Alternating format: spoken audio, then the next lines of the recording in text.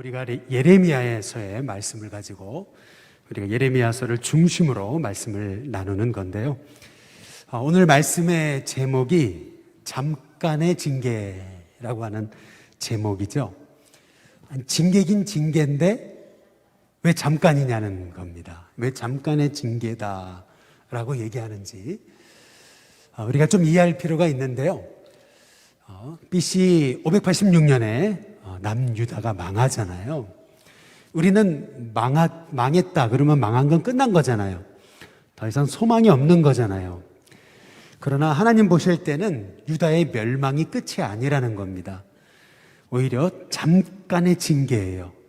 이 말의 의미는 뭐냐면 사랑하셔서 그들에게 징계를 주시지만 그 징계는 그들을 향한 저주가 아니고 오히려 그들을 새롭게 하시는, 그들을 사랑하셔서 다시 일으키고자 하시는 그 하나님의 숨겨진 사랑, 숨겨진 계획이라고 하는 것이죠. 그래서 우리의 삶에 때로는 어려움이 와도 우리가 낙심하지 말 것, 그것은 뭐냐면 하나님은 우리를 사랑하시기에 우리를 다시 일으켜 세우실 것을 우리가 믿기 때문에 그렇습니다.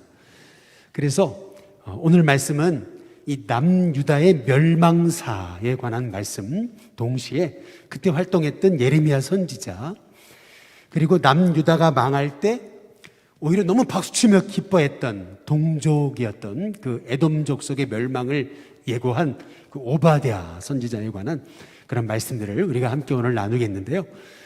실은 오늘 말씀의 핵심이 되는 말씀이 예레미야서에 나와요. 하나를 뽑으라면 저는 예레미야서 29장 11절의 말씀을 뽑고 싶습니다.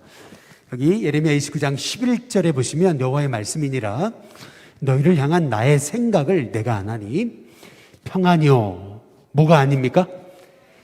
재앙이 아니라는 겁니다. 하나님의 마음은 이스라엘을 멸망시키는 게 아니라는 거예요. 오히려 너희에게 미래와 뭘 주는 거예요? 희망, 소망을 주는 것이다. 이것이 하나님의 마음입니다.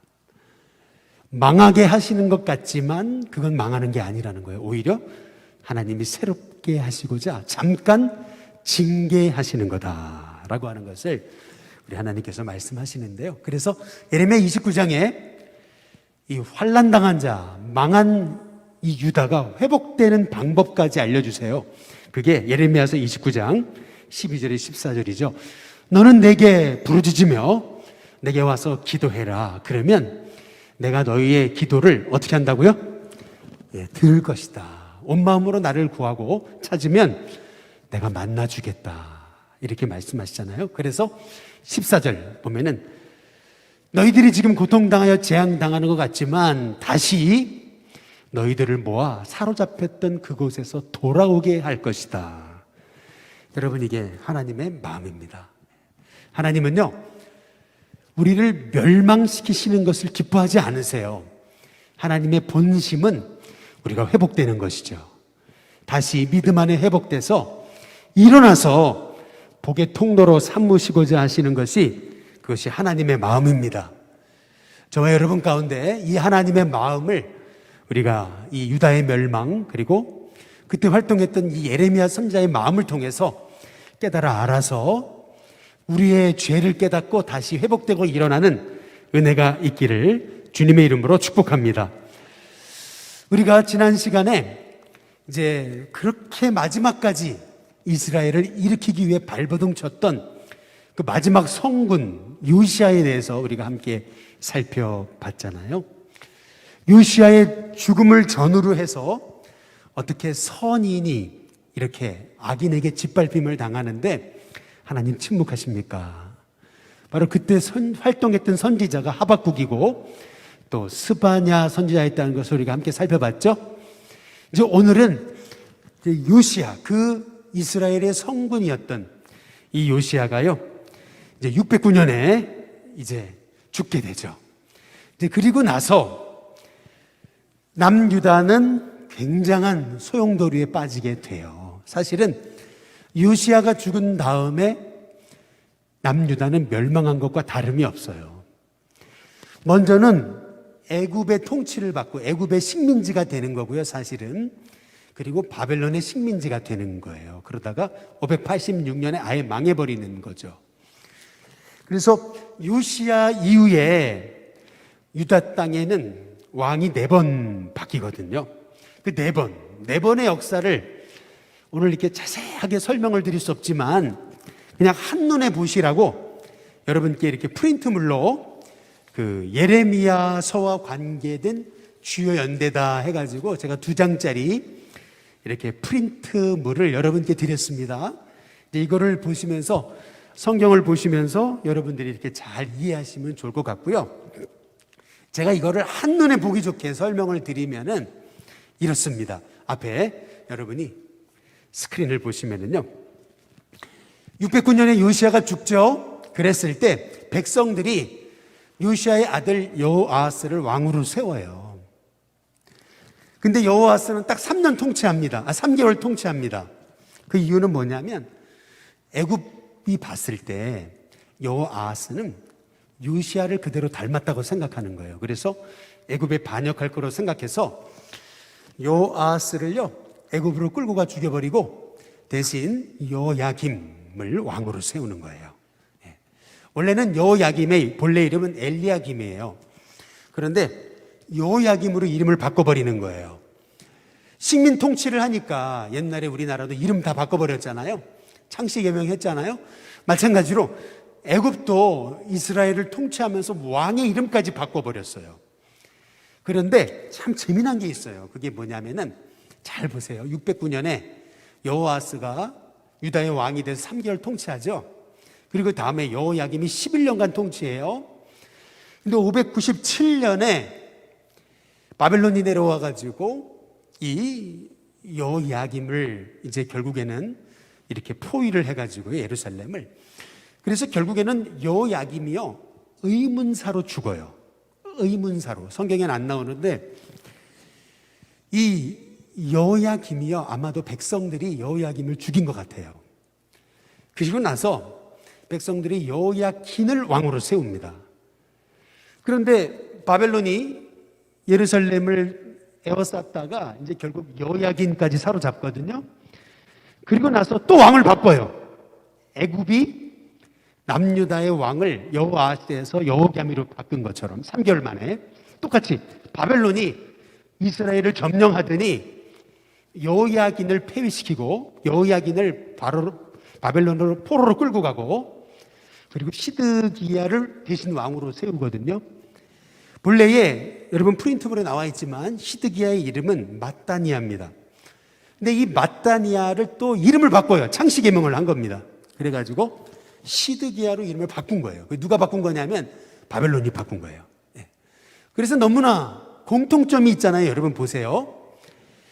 애굽이 유다를 통치하면서 여호아스를 3개월 만에 폐위시키고 결국 여호야김을 왕으로 삼아요.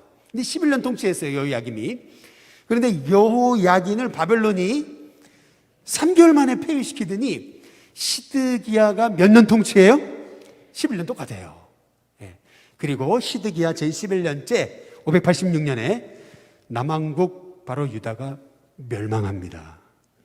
총 345년에 걸친 이 남왕국의 역사는 586년 시드기야를 끝으로 막을 내려요. 이게 남유다의 멸망기의 역사입니다. 여러분이 이제 예레미야서를 보시게 되면은요, 여러분들이 이제 36장부터 37장, 8장에 여러분들이 이제 이 여호야김 왕에 대해서 시드기야 왕에 대한 그 스토리가 자세히 설명이 나와요. 예레미야서에. 그런데 여호야김의 특징이 거기 나와요. 한마디로 나와요. 그게 뭐냐면요. 여호야김은 사실 요시야의 아들이었습니다. 요시야는 서기관 사반이 읽어주는 말씀을 듣고 요시야는 회개하고 옷을 찢고 그 땅에 말씀의 개혁을 일으켰던 게 요시야거든요. 근데 그 아들 여호야김은요, 이스라엘에 11년간 통치하면서 하나님이 예레미야를 통해서 말씀을 주신 것을 바룩이 기록하거든요. 근데 기록한 것을 똑같아요. 사반의 아들이 그 성경을 읽어줘요. 그런데 예레미야 36장에 보면은 이 여호야김은요, 그 들려지는 말씀을 듣고 회개한 것이 아니고요, 요시야처럼, 아버지처럼 엘리야김은 어떻게 하면요, 자기가 겨울궁에 있었는데 불을 떼고 있었거든요. 그 불에다가 성경을 찢어가지고, 하나님 말씀을 찢어가지고 거기다 버려버립니다. 불태워버려요. 이게 요시야와 이게 그 아들 여호야김 왕의 차이점이에요. 성경이 말하는 게 그거예요. 무슨 말이냐면, 왜 유다가 멸망했는가? 그것은 뭐냐면요, 이 요시야 때 그렇게 말씀을 사모했던 요시야와 달리 그 아들은요, 예레미야를 통해 주신 하나님 말씀, 바룩을 통해서 기록하게 하신 말씀을요, 듣더니요, 그걸 가져오라 그래가지고 그거를 갈갈하게 찢어가지고 불태워버립니다. 그게 여호야김이에요. 백성이 그렇게 어려운데 자기는 여름궁, 겨울궁을 나눠가지고요, 백성의 세금을 걷어가지고, 그래서 자기를 위해서 엄청나게 화려한 상하궁을 지었던 인물이 여호야김입니다. 전혀 백성이 고통당하지만 멸망을 앞두고 있는데도 전혀 하나님의 경고를 듣지 않았던 인물 여호야김이에요. 근데 또 그 다음 시드기야도 11년간 통치했죠. 예레미야 37장 8장에 보시면은 시드기야는 또 어떤 인물이냐면은, 시드기야는요, 이 예레미야를 통해 주신 하나님의 음성을 듣고요, 계속 물어요. 너가 하나님께 받은 말씀이 있느냐? 그래가지고 무릉덩이에 빠지게 됐던, 거기 사위 죽으라고 빠뜨린 건데, 거기에 빠뜨려져 있던 이 예레미야를 꺼내주면서, 그러면서 계속 하나님의 뜻을 물어요. 하나님의 뜻을 알았어요. 바벨론에 의해 유다가 멸망한다는 얘기를 들었어요.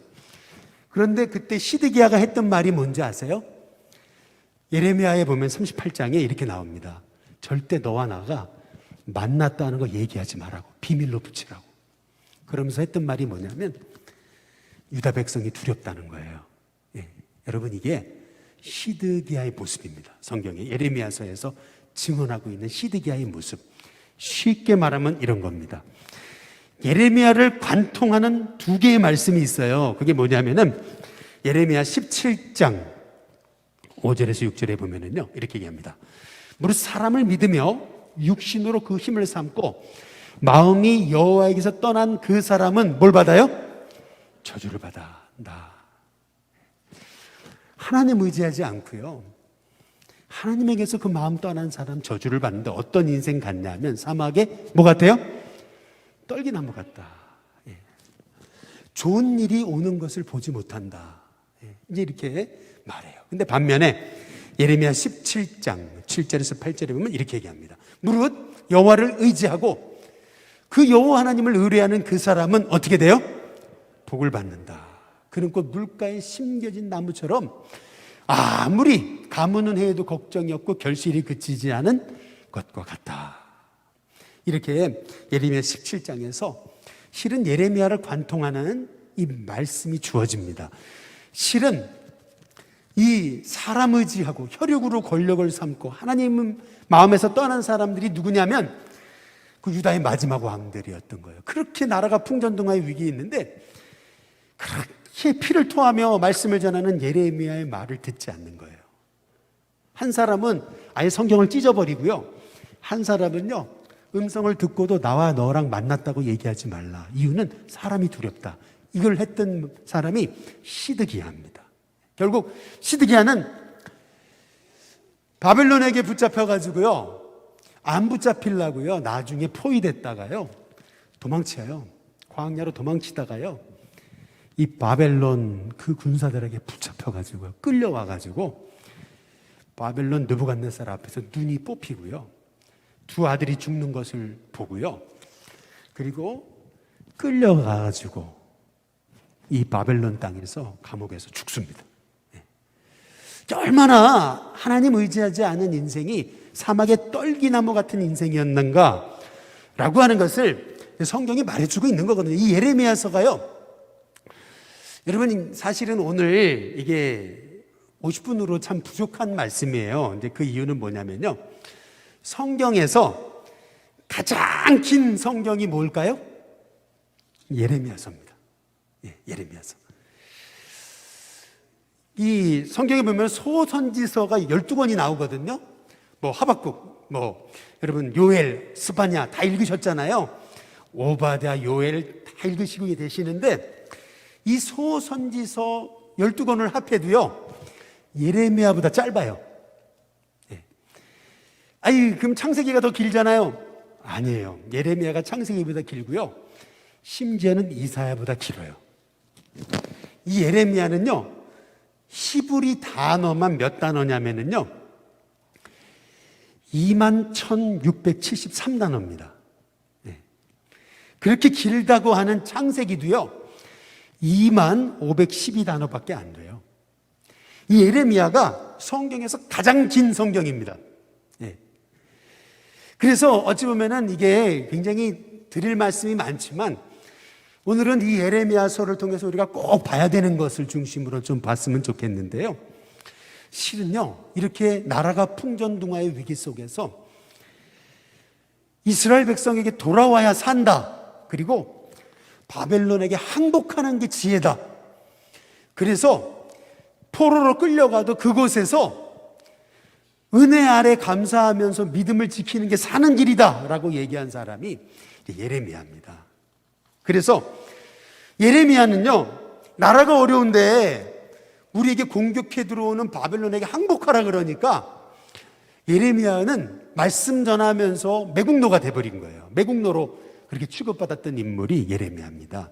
그래서 예레미야서의 특징, 그것은 먼저 첫 번째로는 PPT 보여주시면은 성경에서 가장 긴 말씀이에요.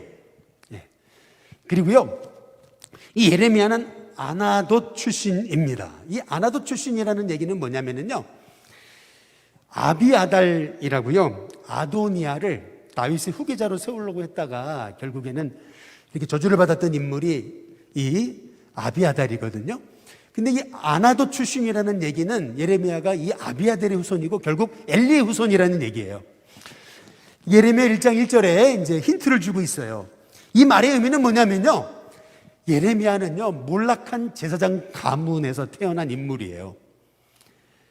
우리는요 엘리의 가문 몰락해서 더 이상 소망이 없다 이렇게 생각할지 모르지만 하나님은 그 몰락한 가정에서도 다시 하나님의 종을 일으키시는 분이세요.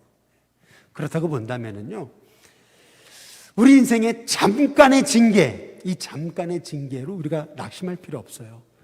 중요한 것은 뭐냐면 내가 오늘 말씀에 서 있는가, 여러분 그게 중요합니다. 내 조상이 어떤 죄를 졌더라도, 내 조상이 파렴치한 죄를 졌더라도 내가 오늘 회개하고 내가 말씀 가운데 서면 하나님은 오늘 나를 쓰시는 거예요. 저와 여러분이 여러분의 가문 배경에 상관없이 말씀에 순종함으로 예레미야처럼 쓰임받는 하나님의 종이 되시길 주님의 이름으로 축복합니다. 그리고 세 번째, 이 예레미야서를 기록한 예레미야의 특징은 뭐냐면요 고난이 끝이 없었어요. 매 맞는 거 기본이고요, 이 소위 반역 죄인으로 몰렸던 건 기본이고요, 암살 위기를 당하고 물덩이로 던져지고요, 감옥행은 기본이고 가족, 친척, 심지어는 가장 친한 친구에게 버림당합니다. 40년 동안 말씀을 선포했는데 선지자로 인정을 못 받았어요. 그게 예레미야입니다. 예레미야가 이제 물구덩이에 빠지거든요. 근데 물구덩이라고 하는 게 뭐냐면 옛날에 이스라엘은 물이 귀한 곳이잖아요. 우기 때 물이 오면 물을 받아 놓는 구덩이가 있는데 이게 얕은 곳은 2m 정도밖에 안 되지만 깊은 곳은 거의 6, 8m, 10m가 됩니다. 물이 왔잖아요. 물이 내리면 다 받아 놔야 되니까 물구덩이가 깊은 곳이 있어요. 그런데 예레미야가 빠진 물구덩이가 어느 정도였는가 추측할 수 있는 게 있는데 그게 뭐냐면 시드기야가 물구덩이에 빠진 예레미야를 줄을 내려가지고 건져줘요. 줄을 내려줘서 건져줬다는 얘기는 뭐냐면 그처럼 예레미야는 깊은 물구덩이에 빠졌다는 거예요. 물구덩이에 빠졌다는 얘기는 뭐냐면 그 바닥은 진흙판이거든요. 그래서 거기에 잘못 눕기라도 하면은 그 진흙에 묻혀서 결국 익사하게 되는 것이 그 물구덩이입니다.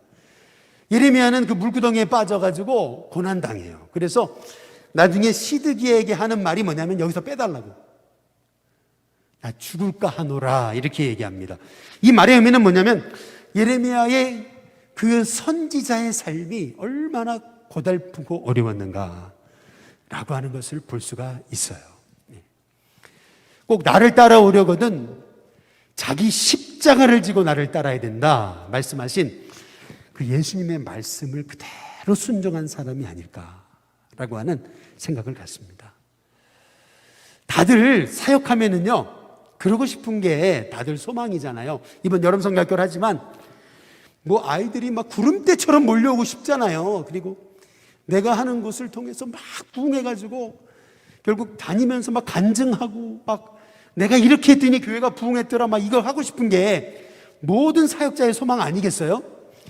막 사람들이 정말 잘했다 잘했다 박수 쳐주고 싶은 게 박수 받고 싶은 게 사역자인데 예레미야는 오히려 사역을 감당하면서 박수 받기는커녕 조롱과 핍박과 죽음에 몰렸던 것이 예레미야예요.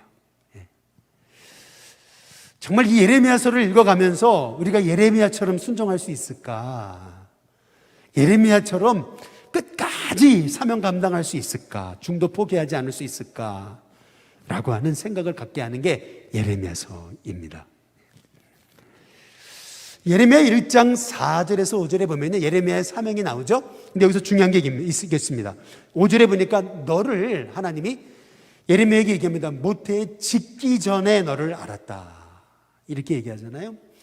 배에서 나오기 전에 너를 성별했다. 그리고 너를 여러 나라의 선지자로 세웠다. 이렇게 말씀하시거든요. 예레미야는 태어나기 이전부터 하나님이 하나님의 종으로 쓰시려고 작정하신 인물이라는 거죠. 여러분 이게 굉장히 중요합니다. 저와 여러분도요. 하나님이 복음 전하라고 주의 사명 감당하라고 하나님이 나를 불러 세우신 하나님의 종이다. 여러분 그 믿음을 갖고 어쩌다 보니까 교사가 되고 어쩌다 보니까 목회자가 되고 어쩌다가 보니까 장로가 되고 이게 아니고요. 나를 통해 하나님의 일 하시려고 하나님이 나를 모태에서부터 나를 구별하셔서 나를 택하시고 성별하시고 나를 세우셨다. 여러분 그 믿음을 가지고 날 택하신 분은 하나님이시다. 이 믿음을 갖고 쓰임받는 저와 여러분이 되시길 주님의 이름으로 축복합니다. 옆에 분한테 한번 인사해 보시죠. 하나님이 세우셨습니다. 한번 인사해 보겠습니다. 여러분 이 하나님이 세우셨다는 말이 왜 중요한 거냐면 예레미야의 이름이 실은 하나님이 세우신다라는 뜻이 있는 거예요.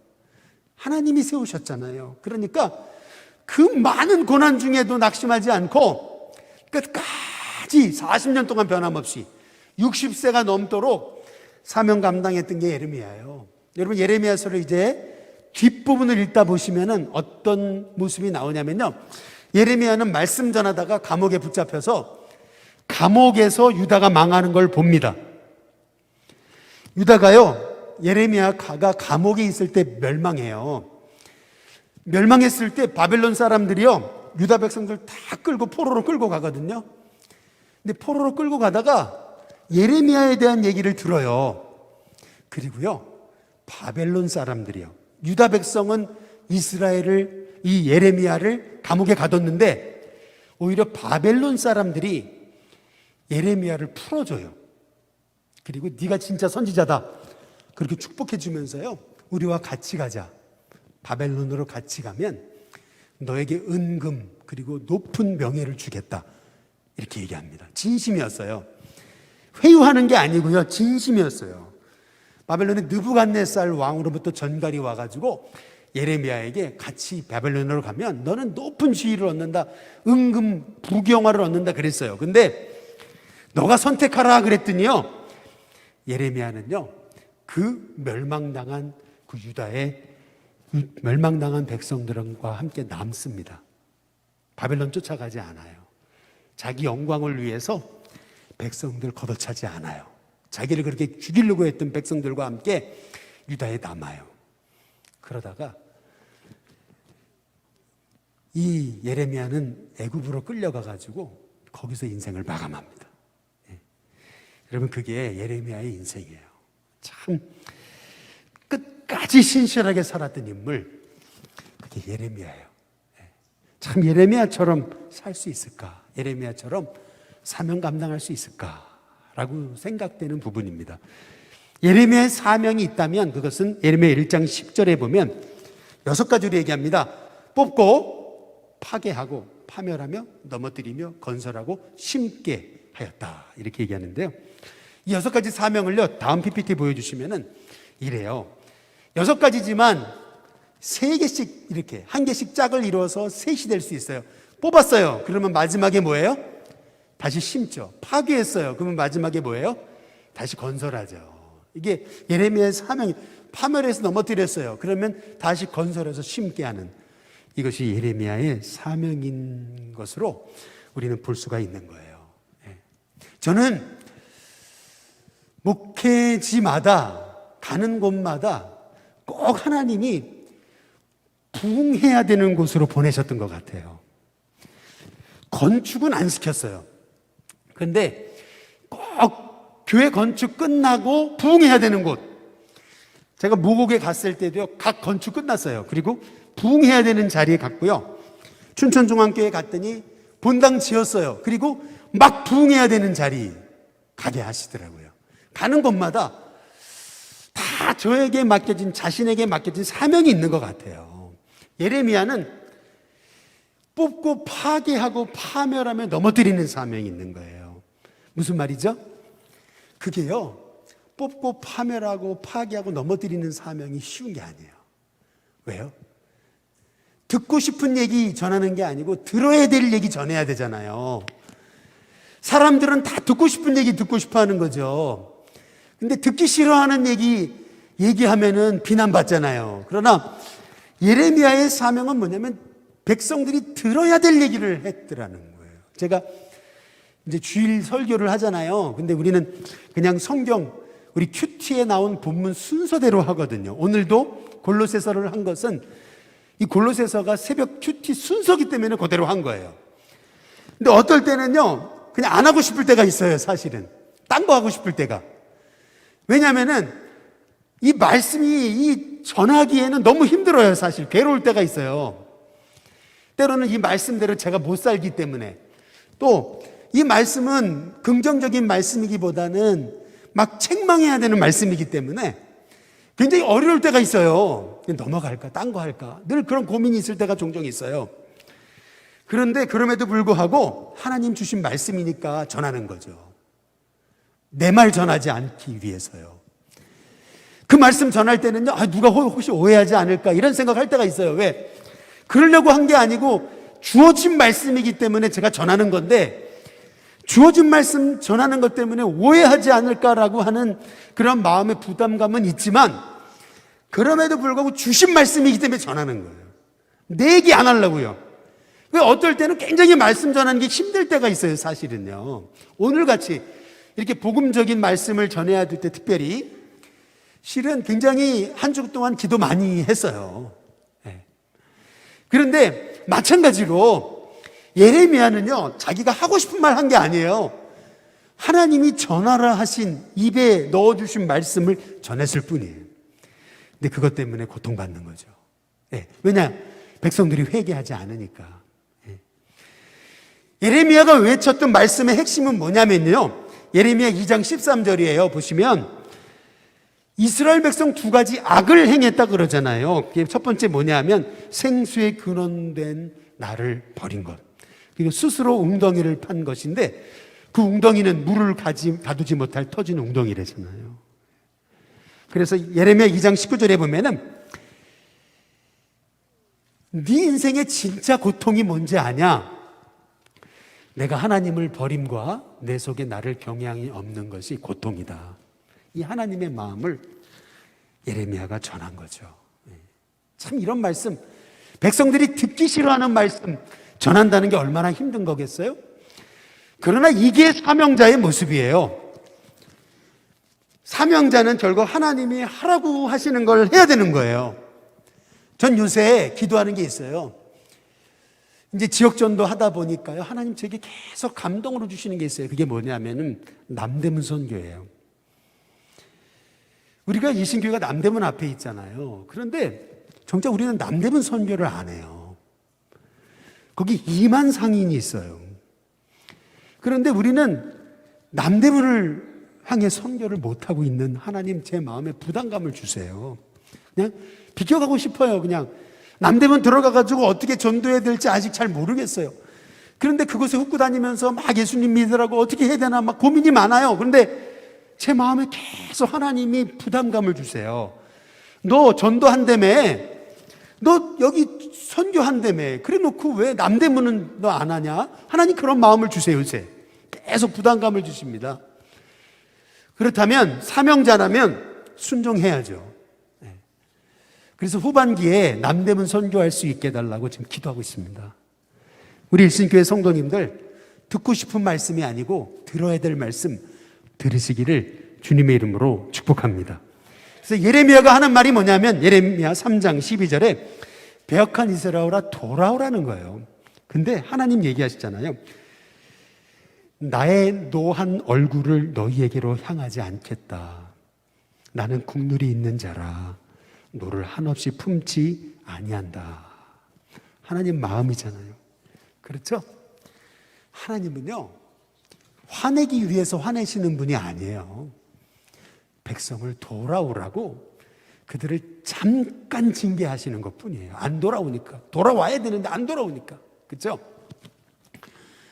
예레미야 5장 1절에 보면은 당시 예레미야의 상황을 볼 수 있어요. 그게 뭐냐면요, 너는 예루살렘 거리로 빨리 다니며 그 넓은 거리에서 찾아보고 알라. 너희가 만일 정의를 행하며 진리를 구하는 몇 사람이요? 한 사람이라도 찾으면 내가 이 성읍을 용서하겠다. 여러분, 이 말씀을 보면서 느껴지는 거 혹시 없으세요? 제가 느낀 건 이거예요. 여러분 잘 생각해 보세요. 요시야 왕 때 이스라엘은 영적 부흥이 있었습니다.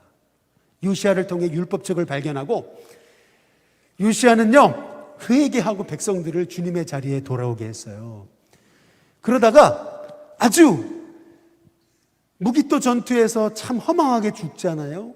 그리고 나서 여호아스가 3개월 통치하고 그 다음에 여호야김이 왕이 된 거예요.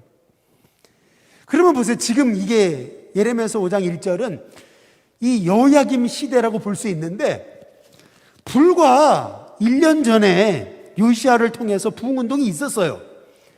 그런데 아니 1년 만에 의인이 한 사람 없다? 이게 너무 이상하잖아. 넌센스잖아요. 아니 넌 길거리로 가봐라. 예루살렘 거리로 가봐라. 정말 의인이 있나 찾아봐라. 한 사람이 있으면 내가 이들을 용서한다. 이렇게 얘기하시잖아요. 이 얘기는 뭐예요? 요시야를 통해 부흥의 운동이 있었는데 여호아스 3개월 통치밖에 안 했어요. 그 다음에 여호야김, 그 다음에 애굽이 세웠지만 식민지의 왕으로서 왕이 됐어요. 아니 그러면 요시야의 부흥 운동은 불과 얼마 전에 있었는데 근데 왜 의인이 한 사람 없을까? 이해가 안 되잖아요. 이유가 있어요. 그게 뭐냐면요, 므낫세 시절부터 시작된 그 불순종의 우상숭배 운동이요, 55년 므낫세 통치했잖아요. 그 다음에 아몬이 2년 통치하고 그리고 나서 요시야가 부흥운동 일으켰잖아요. 그런데요, 요시야의 부흥운동은요, 어찌 보면요, 백성들 뼛속 깊이 안 들어간 거예요. 겉으로만 바뀐 거예요. 뼛속 깊이 그래 우리가 하나님 의지해야지 했던 게 아닌 것 같아요. 요시야가 죽어버리니까요, 여호아스, 여호야김 다 옛날로 돌아가 버려요. 이게 뭘 의미해요? 요시야의 개혁운동, 부흥운동은요, 백성들 뼛속 깊이 들어가지 않은 거예요. 저는 사실은 두렵습니다. 우리가 이렇게 바이블 하이킹도 하고 하지만은 얼마나 우리의 심령 깊숙이 하나님 말씀이 주인이 될 수 있을까? 혹시 내가 하는 이 바이블 하이킹이 요시야의 개혁운동으로 끝나는 건 아닌가라고는 두려움이 사실 있습니다. 그러나 저와 여러분이 정말 말씀 앞에 반응하고자 하는 고백이 있다면 하나님은 저와 여러분을 통해서 말씀을 통해 새 일을 이루실 줄로 믿습니다. 그래서 예레미야 6장 19절에 보면은 내가 이 백성에게 재앙을 내리는데 이것은 그들의 뭐의 결과예요? 생각의 결과예요. 우리의 생각을 말씀으로 복종시키지 않으면요, 우리의 생각은 금방 허망해집니다. 금방 죄악 따라가요. 그래서 우리의 생각이 바뀌어야 됩니다. 하나님 말씀을 통해서. 하나님 말씀을 통해서 저와 여러분의 생각이 바뀌는 은혜가 있기를 주님의 이름으로 축복합니다. 실은 예레미야가 활동했던 시기는요, 이스라엘이 제일 어두웠던 시기예요. 예레미야 1장에 보시면은요, 2절에 아몬의 아들 유다왕 요시야가 다스린 지 13년에 여기 여호와의 말씀이 예레미야에게 임했다 그랬습니다. 무슨 말이냐면 예레미야는요, 요시야를 통한 영적 부흥도 받던 인물이에요. 요시야 때부터 활동했던 게 예레미야입니다.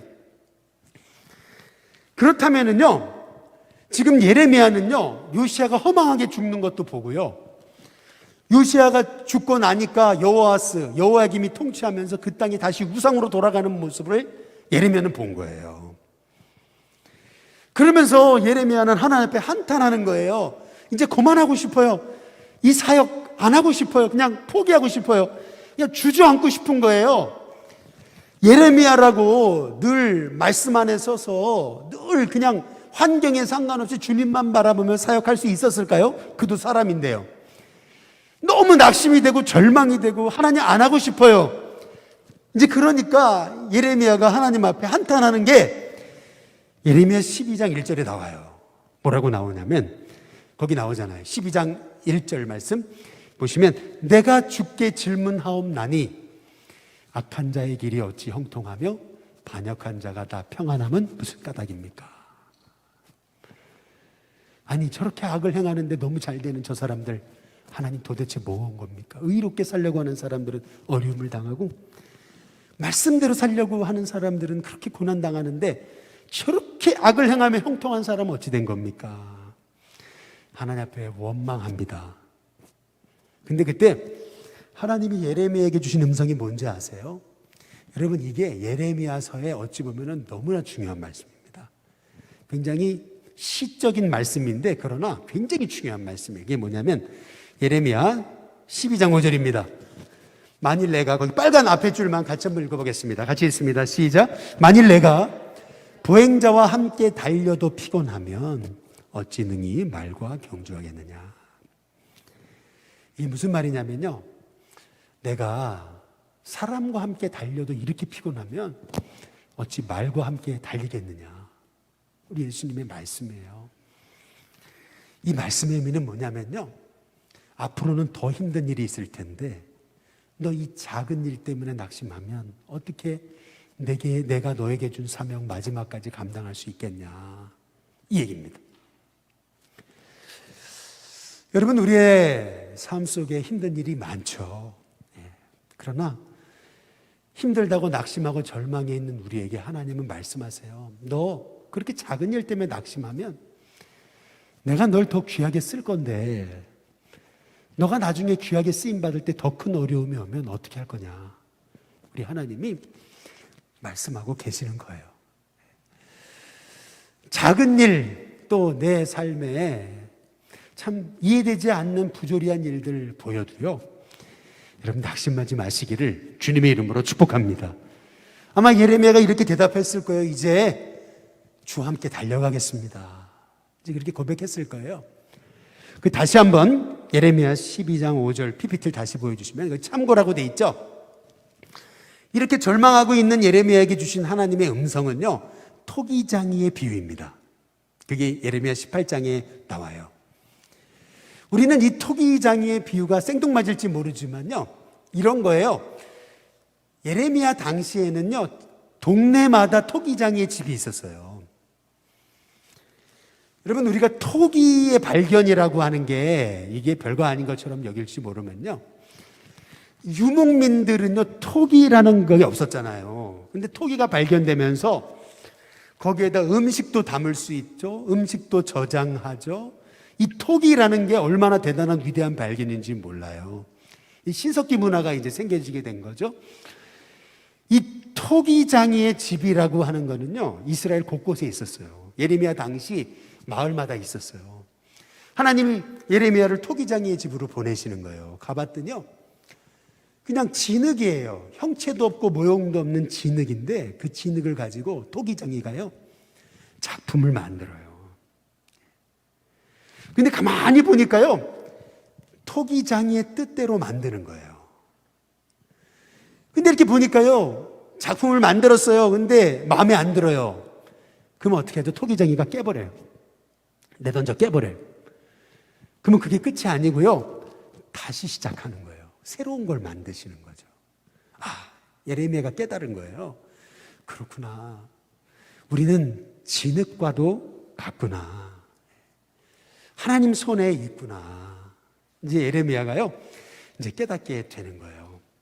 예레미야서에는요, 언어 유희가 많아요. 제가 그걸 뭐 다 설명을 못 드리는데, 이 예레미야 1장 5절에 보면 내가 너를 태어나기 전부터 빚고 빚었다 이렇게 얘기하거든요. 이 빚었다, 만들다라고 하는 게요, 히브리어로 야짜르예요.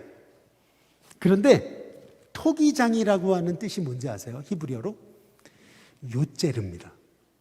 야짜르, 요제르. 이게 의미하는 게 뭐냐면요, 하나님은 예레미야를 빚으셨잖아요. 야짜르 하셨잖아요. 그런데 통이장이신 하나님은요, 이스라엘을 지금 빚으시는 거예요. 하나님의 뜻대로 이스라엘을 만들어 가시는 거죠. 그 작품이 형편이 없어요. 그들이 불순종했어요. 흙이 마음대로 막 불순물이 많아요. 만들었더니 이게 작품이 아니에요. 다 구멍 나고 그랬어요. 어찌해요? 어쩔 수 없어서 다시 깨버리지만은, 그러나 그 깨는 것이 토기장의 마음이 아니라는 거예요. 이 토기를 만들었지만, 작품을 만들었지만 너무 형편없죠. 깰 수밖에 없어요. 그러나 그것이 끝이 아니고, 토기자기신 하나님이 진흙과 같은 이스라엘을 다시 빚어가지고 최고의 작품으로 만드시겠다는 것이 하나님이 예레미야에게 주신 환상입니다.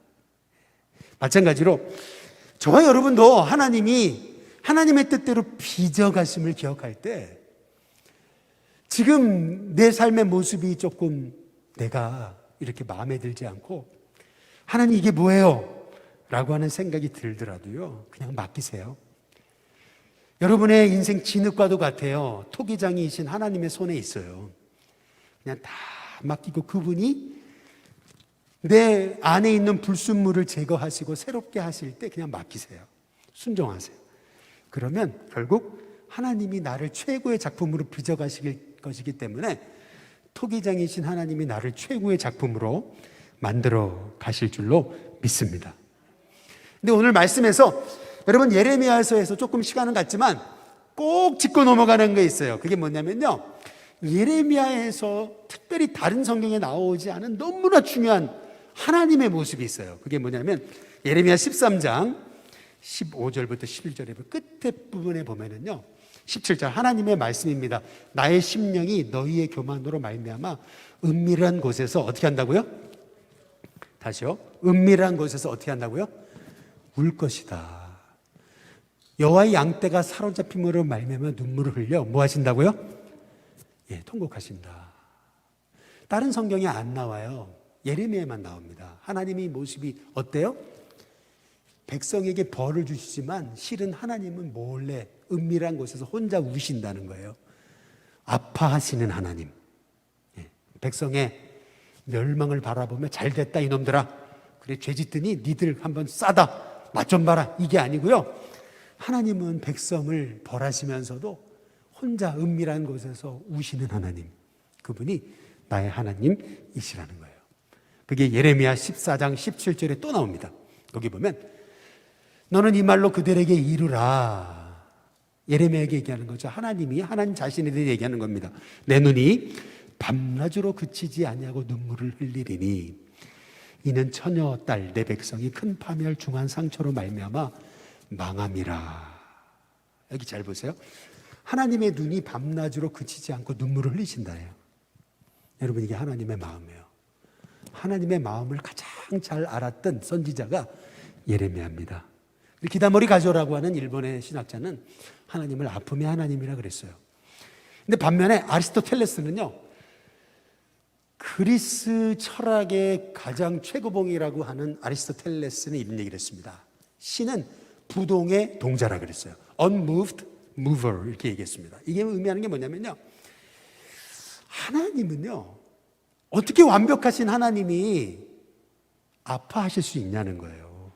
아니, 완벽하신 하나님이 어떻게, 세상을 움직여가는 건 하나님이시지만, 그러나 mover, 세상을 움직여 가시는 분이에요.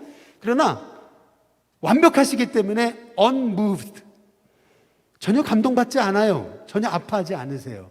무슨 말이냐면, 아리스토텔레스가 얘기한 신은 뭐냐면요, 능력의 하나님이시지만 우리의 아픔과 동참하지 않으신 하나님이에요. 전혀 우리의 아픔 몰라요. 그게 아리스토텔레스의 본 신관입니다. 그러나 하나님은 아니세요. 하나님은요, 내 사랑하는 자녀가 이렇게 아파하는데 어떻게 함께 아파하지 않을 수 있는가. 아픔의 하나님. 예수님 십자가에 죽으실 때 저 하늘에서 물방울 하나 떨어진, 눈물이 떨어지는데 그게 하나님 눈물이시잖아요. 우리의 아픔 함께 동참하시는 그 하나님, 그 하나님이 저와 여러분의 하나님이십니다. 여러분, 그 하나님을 여러분의 하나님으로 모실 때, 내가 아프고 힘들 때 내 아픔을 모른 채 하시는, 방관하시는 하나님이 아니고 나와 함께 탄식하시며 아파하시는 그 하나님을 바라보면서 그 하나님을 의지하고 위로받아 승리하는 저와 여러분이 되시기를 주님의 이름으로 축복합니다. 그런데 예레미야서에 아주 특이한 그 예레미야와 하나님과의 대화가 있어요. 굉장히 내용이 많은데요, 사실은 이게 성경이 제일 기니까요. 그런데요, 그 중에서 딱 하나, 예레미야의 고백 중에서 우리가 너무 주목해 봐야 될 하나님과 예레미야의 대화 중에 충격적인 게 하나 있어요. 그게 뭐냐면 예레미야 15장 18절에 보세요.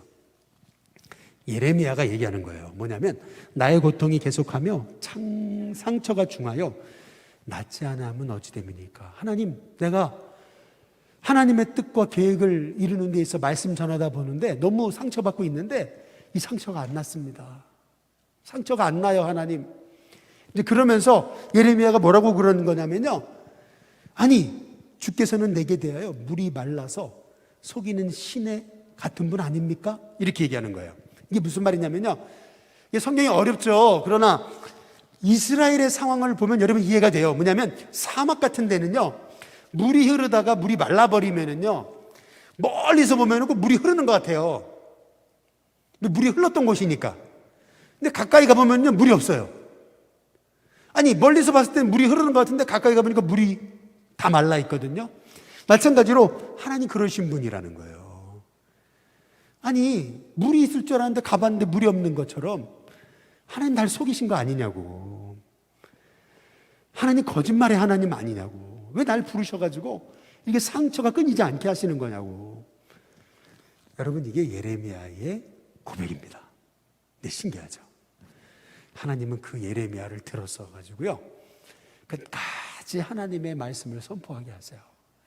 그래서 구약에 나온 선지자들 중에 가장 인간적인 선지자를 하나 뽑으라면요, 실은 예레미야입니다. 엘리야보다도 더 인간적인 선지자, 여러분, 그 사람은 예레미야예요. 얼마나 예레미야는 자기의 깊은 것을 다 하나님 앞에 고백하거든요. 근데 어찌 보면 그렇게 깊은 것을 하나님 앞에 다 고백하는 기도가 있었기에 예레미야가 끝까지 사명 감당할 수 있었던 것 같아요. 힘들면 힘들다고, 괴로우면 괴롭다고, 외로우면 외롭다고 하나님 앞에 솔직하게 고백했던 예레미야의 이 기도가 있었기 때문에 예레미야는 끝까지 승리할 수 있던 것이 아닌가라고 하는 생각이 듭니다. 다 한번 생략하고요, 이제 예레미야서에서 우리가 주목해 봐야 될 것은요, 예레미야 1장부터 29장까지는요 말씀이 어두워요. 29장에서 나아지더니요 30, 31, 32, 33장이요 회복에 대한 말씀이에요. 30, 31, 32, 33. 근데 그때 33장 1절에서 3절에 보면요, 조금 PPT 넘어가시면 33장 1절에서 3절에 보면 그 유명한 말씀이 있습니다.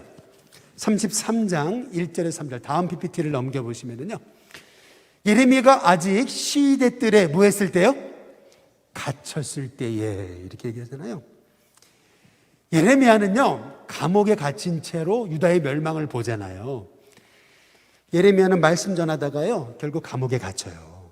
근데 그 시위대 뜰에 갇혔을 때요, 하나님 말씀이 임하잖아요. 그 말씀이 뭐냐면, 일을 행하시는 여호와, 그것을 만들어 성취하는 여호와, 그 이름을 여호와라니가 이같이 이르노라.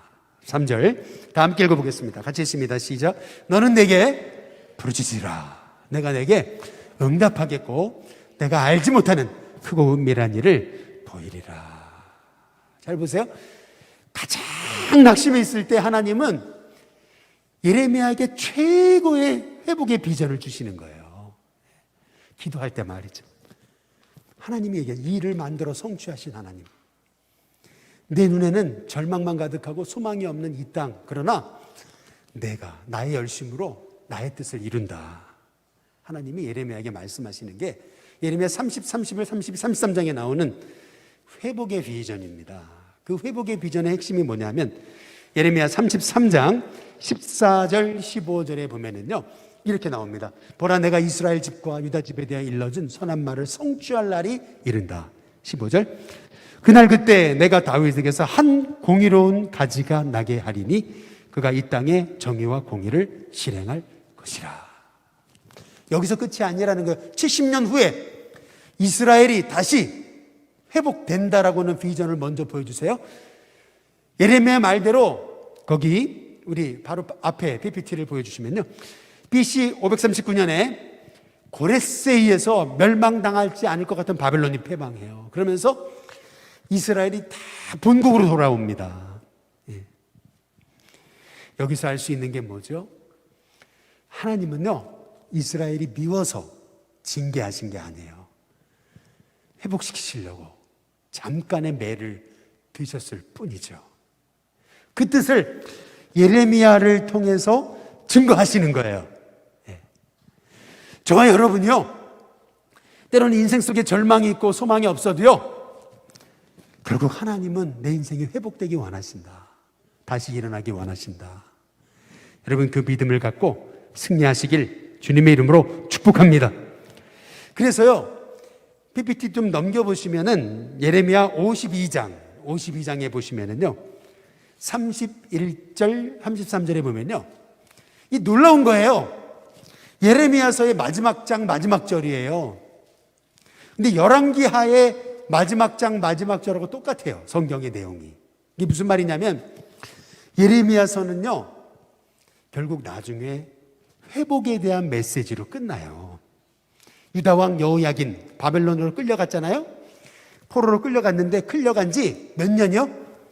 37년 만에 바벨론의 에밀 무로닥 왕의 즉위 원년, 에밀 무로닥 왕이 되자마자 여호야긴을 포로에서 풀어줘요. 그리고 죄수의 의복을 갈아입히고요, 이 왕 앞에서 음식을 먹게 해요. 몇 년 만에요? 37년 만에요. 이것이 의미하는 게 뭐예요? 왜 예레미야서가 이 내용으로 끝나냐는 거예요. 생뚱맞게. 그것은 뭐냐면요, 이스라엘이 전혀 생각지 못한 하나님의 방법으로 여호야긴을 포로에서 풀어주신 것처럼 이스라엘 백성도 전혀 이스라엘이 생각지 못한 방법으로 바벨론에서 해방시키실 거라는 거예요. 마찬가지예요. 저와 여러분도 똑같습니다.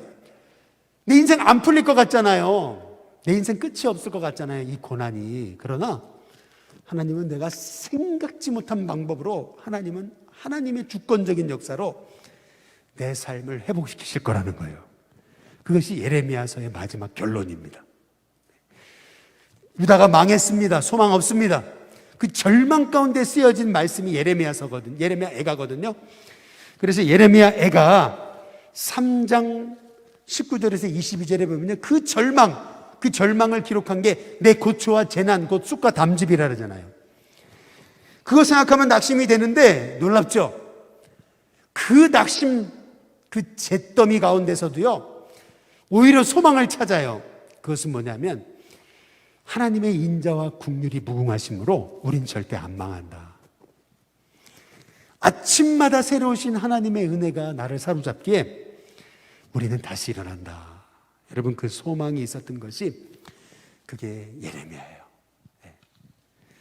그래서요, 예레미야 애가를 통해서요, 사실은 절망 가운데 부르짖는 것이 예레미야 애가지만은요, 그 절망 중에서 하나님을 바라보며 소망을 찾는 예레미야를 보게 돼요. 실은 이스라엘이 짓밟힘 당할 때요, 너무 좋아가지고 형제 족속이 죽임을 당하는데 같이 바벨론과 협력해가지고 유다 백성을 짓밟았던 민족이 있어요. 에돔 족속이죠. 그렇게 내 인생의 가시 같은 존재예요. 내가 망하는 걸 너무 기뻐해요. 그런데 그 에돔 족속의 멸망을 예고했던 것이 오베다거든요. 그 PPT 맨 마지막 거 보여주시면은 오바댜 1장 3절에 4절에 보면은요, 이렇게 얘기합니다. 바위 틈에 거주하며 높은 곳에 사는 자여, 내 마음이 이르기를 누가 능히 나를 땅에 끌어내리겠느냐. 나는 안 망한다. 이제 이 에돔 족속이 교만했던 거죠. 4절, 내가 독수리처럼 오르며 별 사이에 깃들을지라도. 이게 뭐냐면 독수리같이 높은 산에 살았다는 거예요. 그러나 하나님은 말씀하세요. 내가 거기서 널 끌어내린다. 제가요, 이 에돔 지역을 가봤어요. 진짜요, 에돔, 붉다는 뜻이잖아요. 진짜요, 산 자체가 다 붉어요. 돌산인데요, 그냥 돌산이 아니고 빨간 돌산이에요. 빨개요, 진짜로. 그런데요, 지금 사람 한 사람 안 살아요. 그리고 그들이 어디에서 어떻게 멸망했는지 다들 그 역사가 없어요. 아예 사라졌어요. 그게 에돔의 역사입니다. 이게 의미하는 건 뭐냐면요, 여러분 힘들게 하는 사람, 가시 같은 이웃, 그것 때문에 낙심하지 마세요. 정죄하지 마세요. 함께 싸우지 마세요. 그냥 불쌍히 여기세요. 축복하세요. 하나님이 기뻐하시지 않는 삶이라면 하나님이 다스리실 거예요. 그러나 그 가시 같은 이웃을 통해서 나를 변화시키는 하나님의 뜻이라면요, 오히려 그 가시 때문에 감사할 필요가 있어요. 가시가 있으니까 내가 깨어서 기도하게 되고, 내가 나태하지 않게 되고, 그 가시 때문에 하나님 앞에 엎드리게 된다면 오히려 가시를 원망할 게 아니고요, 가시를 주신 하나님께 감사하고 축복하는 인생, 그것이 저와 여러분의 삶이 되어야 된다는 겁니다. 제가 PPT는 없는데요, 성경 하나만 찾고 이제 마치겠는데요, 이게 예레미야서를 사실은 굉장히 열심히 준비했는데 시간 안에 끝나려다 보니까 어떻게 마무리를 해야 될까, 할 내용은 많고 내용은 너무 많아요. 근데 그러다가 딱 한 가지 이 말씀만 전하고 마쳐야 되겠다는 생각이 든 게 있었습니다. 예레미야 25장입니다. 한번 25장 찾아보시죠. PPT는 없습니다. 예레미야 25장. 거기 보면 25장이요, 실은 예레미야서의 딱 중간이에요. 중간인데 예레미야가 했던 말이 제게는 은혜가 됐어요. 예레미야 25장 3절에 보면은요, 이렇게 얘기하죠. 예레미야 25장 3절입니다. 유다의 왕 아몬의 아들 요시야 왕 13째 해부터, 이 13째 해가요, 예레미야가 부름받은 날입니다. 예레미야 1장 1절에 나와요. 13째부터 언제까지요? 오늘까지. 몇 년 동안이요? 23년. 그러니까 예레미야 25장까지 오기까지 지금 예레미야는 25년간 활동했던 거예요. 23년 동안 활동했던 거예요. 근데 뭐라 그러죠? 오늘까지 23년 동안 여호와의 말씀이 내게 임하시기로 내가 너희에게, 그 다음 뭐예요? 꾸준히 일렀다고 그러잖아요. 여기 꾸준히에다 동그라미를 쳐보실래요? 꾸준히. 이 꾸준히라고 하는 말이요, 실은 히브리어로 하슈켐이라는 말입니다. 하슈켐. 근데 이 하슈켐이라는 말이 왜 이렇게 중요한 말이냐면요, 예레미야서에 11번 나옵니다. 하슈켐이라는 말이 꾸준히 부지런히 너희한테 얘기했다는 거예요. 이게 11번 나와요, 하슈켐이라는 단어가. 근데 하슈켐이라는 단어가 뭐냐면요, 하슈켐, 여기에서 세겜이라는 단어가 나온 거예요. 세겜. 여러분 세겜 아시죠? 이스라엘은요, 딱 중간에 두 개의 어깨가 있어요. 어깨되는 지역이 있어요. 그게 뭐냐면 에발산, 그리심산입니다. 저주와 축복을 선포했던 산이에요. 배우셨죠? 근데 그 사이의 지역에 있는 도시가 어디예요? 세겜이에요. 그 세겜이라는 말의 뜻은 어깨라는 뜻이 있는 거예요. 어깨. 세겜 어깨라는 뜻이에요. 이 어깨, 해발산, 그리심산 사이에 있는 도시라고 그래가지고. 근데 시대가 흐르면서요, 언어가 쓰임이 바뀌잖아요. 어떻게 바뀌냐면요, 이스라엘이 먼 길을 갈 때 이스라엘은 낮에는요 더워서 못 다녀요. 그래서 새벽 동트기 전에 일어나가지고 아침 일찍 여행을 출발하는 거예요. 걸을 수 있을 만큼까지 걸어가야 돼요. 낮이 되면 못 걸으니까. 그래서 어떻게 하냐면요, 새벽 이른 아침에 낙타의 어깨에다가 자기 짐을 올립니다. 어깨에다가. 그래서 이 세켐이라는 말이요, 여행자가 여행하기 위해서 하루 동안 걸어갈 수 있는 양의 거리, 세켐이 되는 거예요. 그래서 이 세켐이라는 단어에서 하시켐이라는 단어가 나온 거예요. 하시켐이라는 건 뭐냐면요, 쉽게 말하면 이런 거예요. 이른 아침부터라는 얘기예요. 뿐만 아니라 늦은 밤까지라는 뜻이에요. 먼 길을 가려다 보니까 새벽같이 일어나가지고 어쨌든 갈 수 있는 만큼 가잖아요. 그게 하시켐이에요. 이게 무슨 말이냐면 이거예요. 이걸 11번 지금 예레미야가 기록해 놓은 건 뭐냐면요, 이거예요. 예레미야는요, 하나님의 뜻을 전하기 위해서요, 새벽부터 일어나가지고 밤늦게까지 말씀을 전했다는 거예요. 23년 동안 하루도 쉼 없이 그 말씀에 순종해서. 그럼 우리는 물어야죠. 예레미야의 이 꾸준함이 어디서 나왔나? 예레미야의 끈질김이 어디서 나왔나? 도대체 예레미야는 어떻게 이렇게 의지력이 좋았나? 40년 동안 변함없이 사람들에게 버림받아가지고 감옥에 갇히고 심지어는 나중에 애굽에 끌려가 죽으면서도 끝까지 말씀을 전해주셨던 그 끈질김, 끈기, 열정이 어디 있었냐? 그 해답이 어디 있는지 아세요? 유진 피터슨의 주와 함께 달려가리이다 라는 책에 보니까요, 그 해답을 이렇게 얘기를 해요. 저도 동의해요. 한번 찾아보실래요? 예레미야 애가 3장입니다. 예레미야 애가 3장에 보시면은, 예레미야 애가 3장 23절이에요. 23절. 23절에 보면요, 22절부터 읽어보세요. 예레미야 3장 22절, 23절 같이 한번 읽어보겠습니다. 같이 있습니다. 시작. 여호와의 인자와 국률이 무궁하심으로 우리가 진멸되지 아니함이니이다. 그 다음 뭐라 그러죠? 이것들이 뭐예요? 아침마다 새롭대잖아요. 주의 성실하심이 크시도 소이다. 결국에요, 예레미야가 끝까지 하나님 주신 사명 잃어버리지 않을 수 있었던 원인은요, 밤에는 절망하는데 아침에 일어나면 아침마다 새로운 하나님의 은혜가 있었기 때문에 그래요. 여러분, 결국 우리의 삶이라는 게 그래요. 어제의 은혜 갖고 안 돼요. 어제 받은 체험 갖고 안 돼요. 오늘 아침마다 새로운 하나님의 은혜가 임할 때 우리는 끝까지 흔들림 없이 끈기 있게 주의 사명 감당하는 겁니다. 아무리 세상이 어려워도요, 하나님, 제가 포기하지 않고 중도 낙오하지 않고 끝까지 주의 길 가게 해달라고. 여러분, 그 기도 안에는요, 제일 중요한 거, 아침마다 새로운 은혜를 달라고. 아침마다 새로운 하나님의 은혜와 그 역사로, 하나님, 제가 주의 길 갑니다. 주의 길 가렵니다.